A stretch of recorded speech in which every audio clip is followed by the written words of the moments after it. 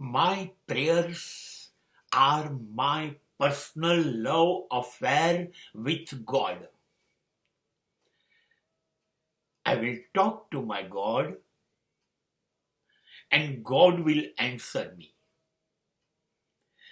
મારી પ્રાર્થના એ ઈશ્વર તરફનો પ્રેમ છે અને ઈશ્વર મને પ્રેમ કરે છે, મને ખબર છે. એટલે તો એને મને અહીંયા તક આપી, જા બેટા મારા દીકરા તરીકે જીવન સાબિત કર.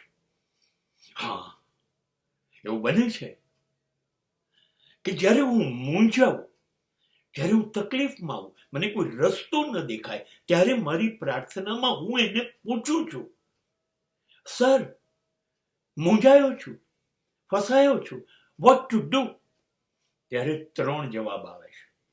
તારી મુશ્કેલીનો મારી પાસે જવાબ છે 1, તારી મુશ્કેલીનો મારી પાસે કોઈ જવાબ નથી 2, અને 3, યોગ્ય સમયની રાહ જો.